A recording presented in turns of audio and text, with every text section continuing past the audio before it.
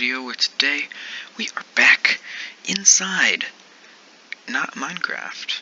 This is just a recording. This is an overlay. Green screen man. Get with the future. We are here with an interview, which you probably saw by the title. We're interviewing SolvedDev today. Actually, no, we interviewed SolvedDev today. These are written interviews by SolvedDev, the creator of the Astronomic Expansion Addon, among a bunch of other add-ons. If you don't know what this add-on is, it is pretty much the most advanced add-on we've ever gotten, and definitely the closest thing to a Java Edition Minecraft mod that we've ever gotten on Pocket Edition. And I'll spare you the details. You can check out a video on that. I'll have it linked in the description below of mine. So, yeah, it's my video. Obviously, I'm not leaving this someone else's because I'm greedy. But we're going to jump into the first question. My first question for SolvedDev. We did this via Twitter messages. My first question is, how long do you plan to continue development of Astronomic Expansion? This question is kind of obsolete because, sadly, this is not possible anymore. This is not possible because of the fact that, what happened is Minecraft has rewritten the block thing, so he can't add an immense amount of items like an Astronomic Expansion. He can only add about 16 items at a time, I believe. 8 or 16. So he can't add very many, so we sadly cannot use this add-on anymore, which is really sad. But so this question kind of isn't required anymore, but SolvedDev's answer was, I'm going to continue developing this add-on while I got the strong motivation to do so, and while you, the community, keep supporting this project. Even though the latest release is months away. Oh, months ago. Okay, I was right. You still keep downloading Astronomic Expansion. The numbers are even higher than newly released add-ons from me, and every time I get a new update ready, I love to see the community's reaction. It makes me proud to see others playing this add-on. And frankly, he should be. I mean, the amount of support this add-on has gotten is unreal. I think it's got like 250,000 or something downloads before it became obsolete. Last I checked. I don't even know how many downloads it got, but it has a lot. So let's jump to question 2. You spoke of data. Solve spoke of a data value limit in which you couldn't add certain items anymore after hitting a certain number of custom items. How did you resolve this in Astronomic Expansion 1.2? Now, for those of you who did not know this, what happened is Solved had a Twitter thing where he couldn't work on Astronomic Expansion anymore because of a glitch, so he couldn't add any more items. He fixed this, but sadly it was coming anyway, and so we still don't have our special game. But this is like a really difficult thing to talk about. This next message is really long. To understand the answer to this question, I have to go a bit in depth. All flowers which are inside of Minecraft except the dandelion use the same ID, or a red flower. That makes the translations applied to damage values a little bit weird to handle. In fact, I only wanted to replace the original red flower's name by astronomic item. This had the consequence that I could only use half the damage values available, because every 2/3 item uses not the translations of the first damage value. I decided to remove all translations in Astronomic Expansion 1.2 so I can deliver a few more updates for it. So, and this is also by SolvedDev, but I just didn't want to have a whole section dedicated to just one tiny little bit. Basically, all flowers are called Astronomic Expansion, even though they aren't. They are all called astronomic items, even though they're not. So, it's just a bit of a sacrifice you have to make. Question 3. When the custom crafting API is added, will you update Astronomic Expansion add-on for this new method?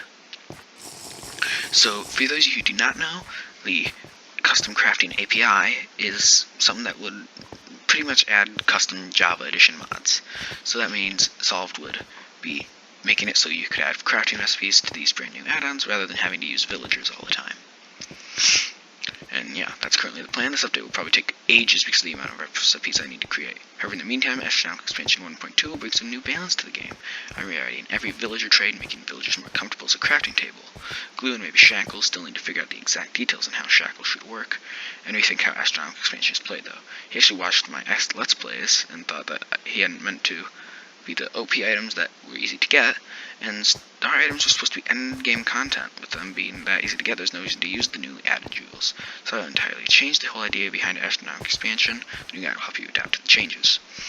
Now, for those of you who don't know, I'm saying that like 5 times, what it is you could get the items from emeralds. You used emeralds to buy the stuff using villagers.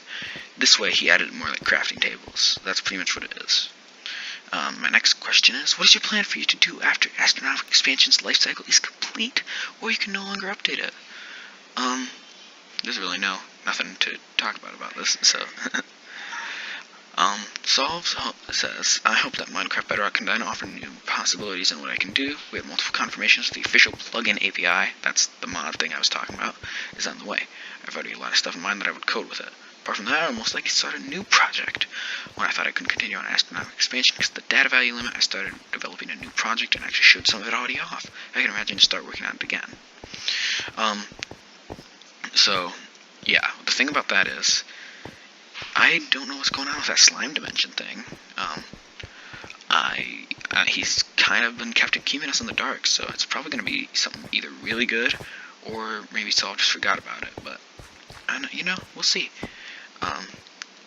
What's your favorite add-on you've developed apart from Astronomic Expansion?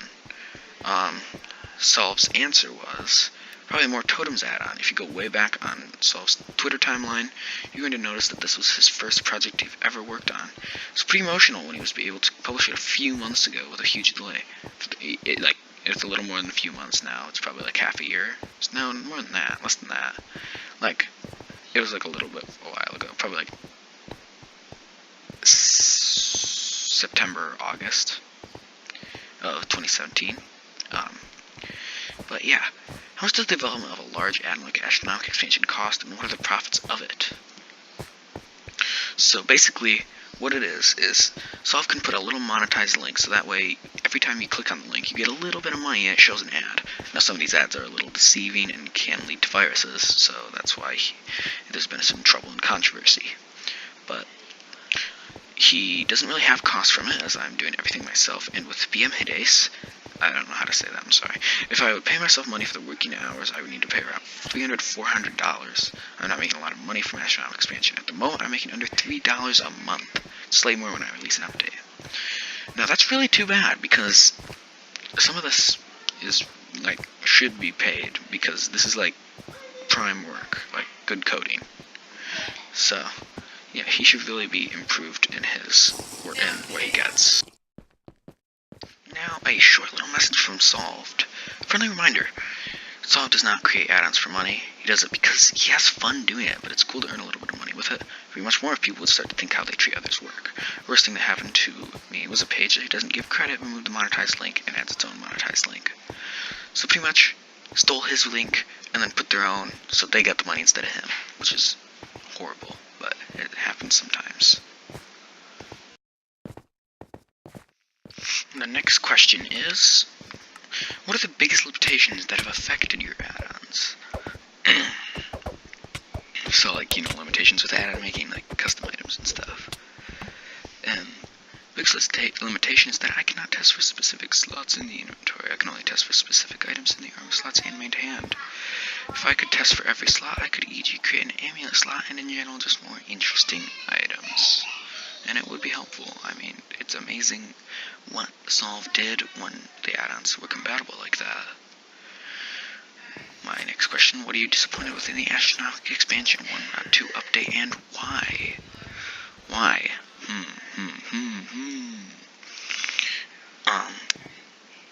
Well, let's see his answer. This is the final answer. I am always disappointed about MCPE limitations. Apart from that, I am not satisfied that the mob interactions, and stuff like new boss mobs haven't made it into 1.2. The positive side is that I know that I've achieved something very cool by rewriting the add-on. And that's it. That is our interview. Hope you guys enjoyed. If you guys thought SolvedDev had some interesting things to say, you can follow him on his Twitter account. I'll try to put a link to his page in the description if I remember. And yeah, this is probably the biggest video I've done yet. So I hope you guys have enjoyed it, because I've worked really hard in this video. It took me a day longer than I expected. But anyway, hope you guys enjoyed. Like, comment, and subscribe, and I'll see you guys in the next video. And hopefully it'll be just as good as this one. Goodbye.